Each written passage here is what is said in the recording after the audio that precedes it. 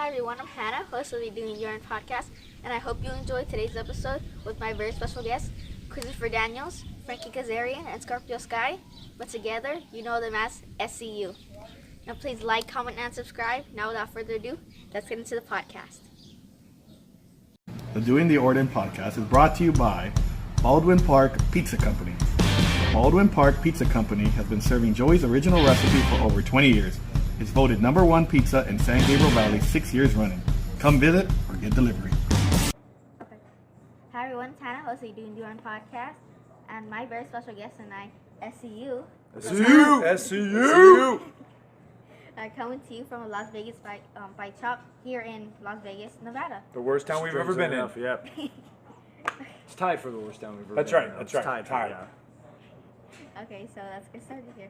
So the first few questions are gonna be for the Dixon Scorpio. You have been on the podcast before. Okay, I'll just go stand over here. Just kidding. Okay, so You're a podcast alum, so Yeah, right. So let the newcomers. She already knows all about you. Yeah. Okay, so you can answer whichever one. So were you guys fans of wrestling growing up? 100%. Yes. I grew up in SoCal. Of course. Of course. And I got pretty much nothing but WWF television.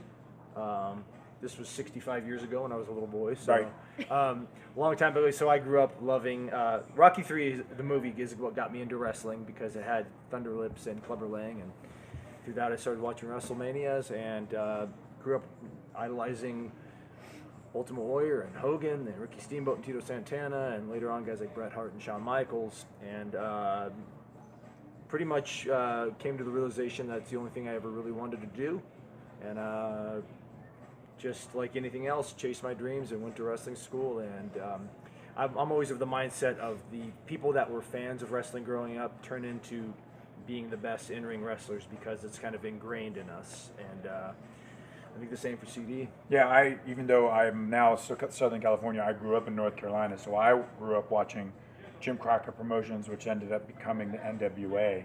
So I watched Ric Flair and the Four Horsemen, Dusty Rhodes growing up.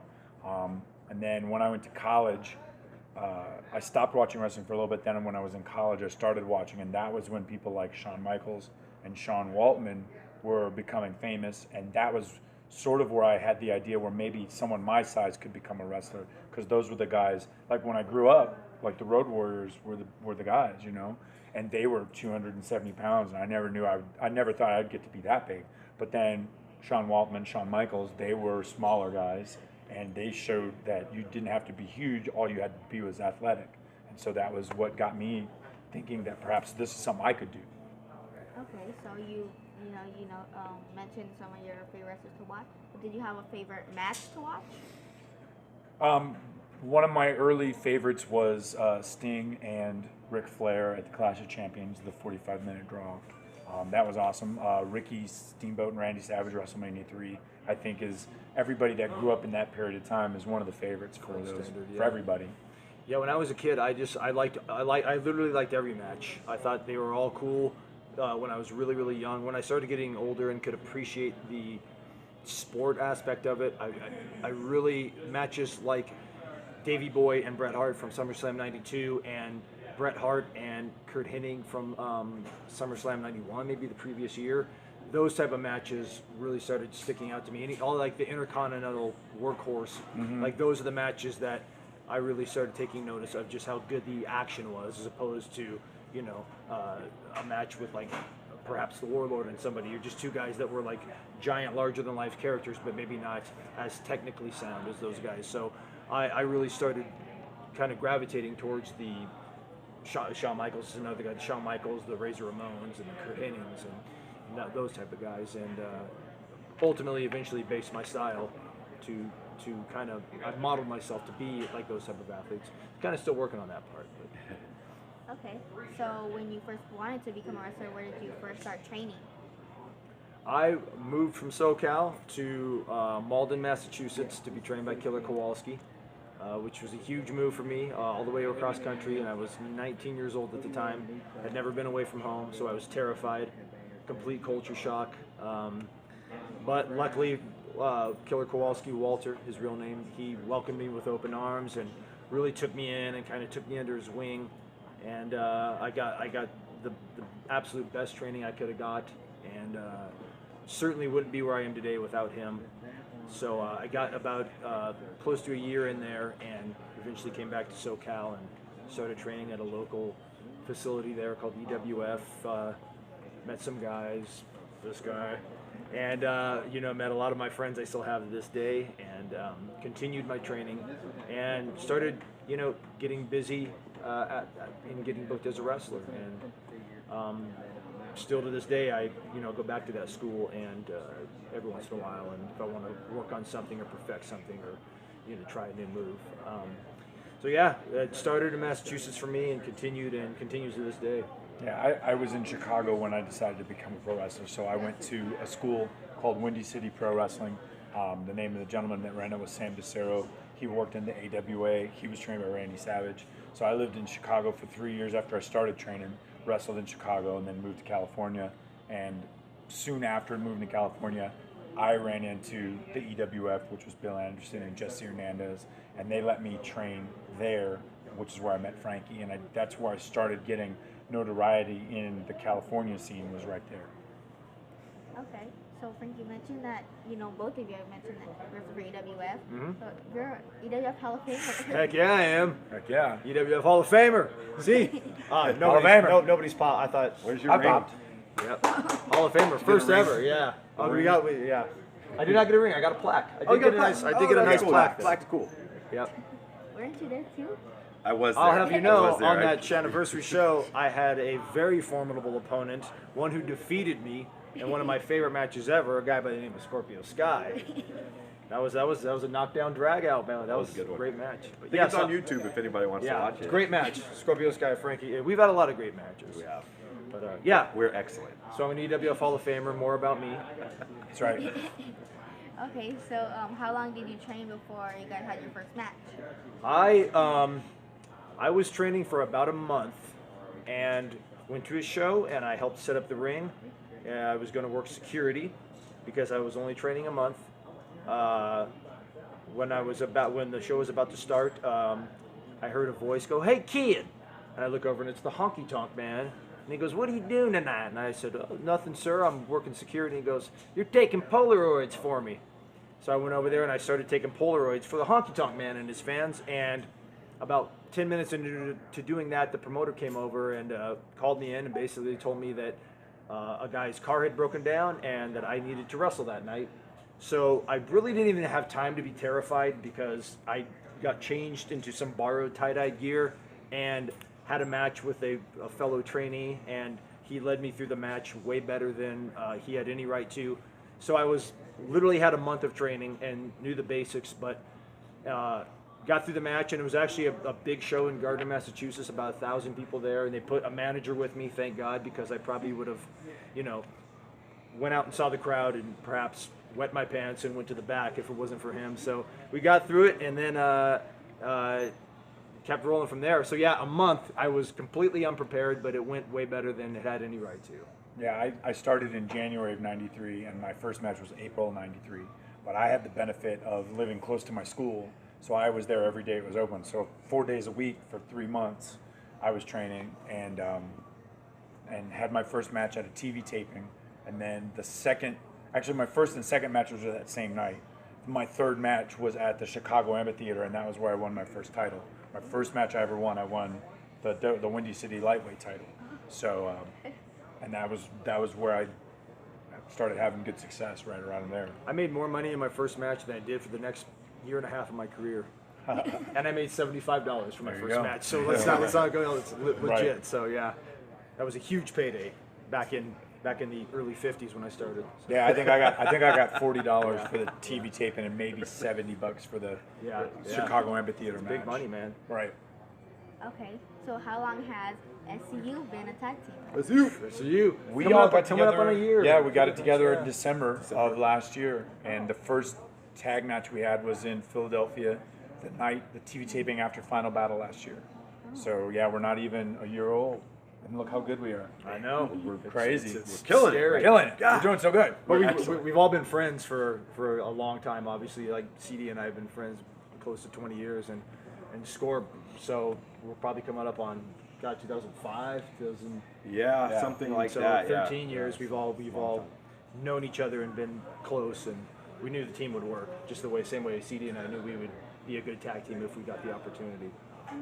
Okay, so we want to hear a little more about how SoCal Uncensored became your guys' tag team name. Well, funny enough, it was a discussion we were having with the Young Bucks, and we were trying to figure out a name, and one of them or one of us tagged on the idea that we all lived in SoCal, and there's always been a website called SoCalUncensored.com. Reports on that's wrestling all about news. wrestling from the Southern California area, and I believe it was Nick Jackson that said, just be SoCal Uncensored, sort of as a joke. We all And kinda laughed. I said, no, that's not a good idea because there's a website. Because there's a website. That was my main. I love the name, but it was like, oh, well, it's somebody's website. But then, like, the more we talked about it, the more it sounded like it fit, and it ended up fitting. Yeah, now I can't imagine us being called Right, anything and else. No, me neither. Like, It was like a joke that went too far.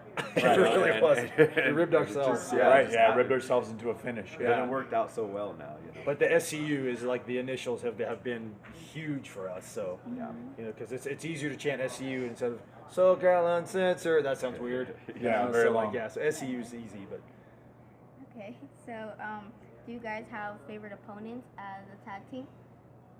It'd have to be the Young it's Bucks. hard not to say the Young Bullet Bucks. Club. Yeah, it's hard not to say those guys. All of Bullet Club, Oh, really. yeah. Like, we've done a lot with the Bucks and Adam Page. We've done a lot with the Bucks and Cody. Marty Skrull, and Adam Page. Yep. So, yeah, just those are the toughest opponents. And those are always, the tough opponents are the ones where you have fun because it's a challenge that you're enjoying undertaking. And in just regular tag matches, we've had the benefit of being able to wrestle a lot of Ring of Honor's top teams. When you go back to guys like Bobby Fish and Kyle O'Reilly, and obviously the Briscoes, who are have been rivals of ours for 4 years now, and even a team like War Machine, who brought something completely different to the table, and Trent and Chuck, and guys like that, and even back in the days of the Kingdom when it was Adam Cole. And it was involved, and it was Matt Taven and Mike Bennett. So we've got we've been lucky enough to wrestle pretty much the best tag team division. We've been able to run through all of them. So it's been cool. Okay, so how did it feel to be a part of the biggest independent pay-per-view of all time, All In? It was awesome. We had we were very fortunate to be on the short list of talent that was offered opportunities to be on the show. And I know the guys working against the Briscoes, being the first match of the night, had the highest energy, one of the greatest responses that I've ever heard for a tag team. And then for me, wrestling Stephen Amell, doing probably what may go down as the best celebrity match in wrestling. That was fun. It was awesome, and it's something we'll always look back on with fondness. Okay. Yeah, so, we not to cut you off, but keep we going, Scorp and I were that match was kind of the payoff to like the Rocky training montage they everyone really got behind and thought was well done, and coming out and just seeing that crowd and then reacting to us, and then us in our Rocky inspired gear was like I said, been doing this 20 years, and that was hands down my favorite event that I've been a part of. And watching him having that match with Amel, which was just, both guys just knocked it out of the park. Just a cool. It's one of those events that made us all kind of fall in love with wrestling all over again. We all had really important roles on the show, Yep. and which we were blessed to have. Everybody wanted to be on the show, and for us to not only be on the show but have the important spots that we have with us opening and CD with Stephen Amell was incredible for us, and the crowd is what really made it special. The crowd had so much energy, they showed us so much love, and I like to think of the match we had as the favorite match I've ever had in my career. Yeah, what a night, man. Okay, so you mentioned, All In is one of your favorites. But do you have a favorite venue to wrestle at? Anywhere in SoCal. Yeah, it's pretty all much. SoCal places. SoCal.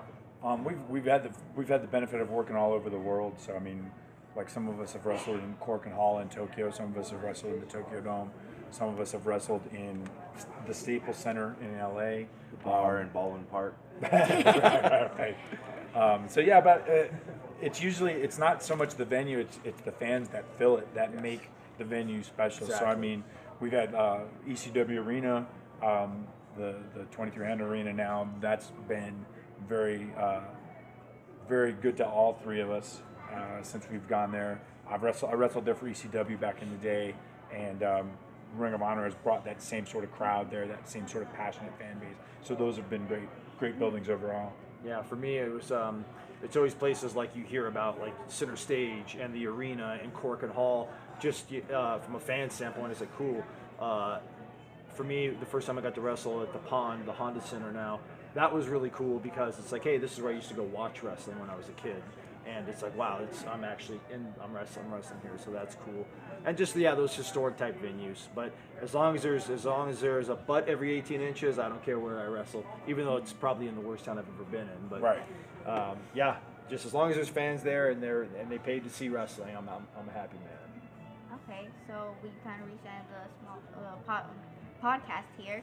So thank you, SCU, for being guest on. Thanks for having my us. Thanks for podcast. having us. You got to say it with us. Okay. So, Frankie, would you like to cue us up? So I got 3 letters I like to say, and if you say them with me, it'll make my day. So on 3, let's do an SCU. 1, 2, 3. SCU!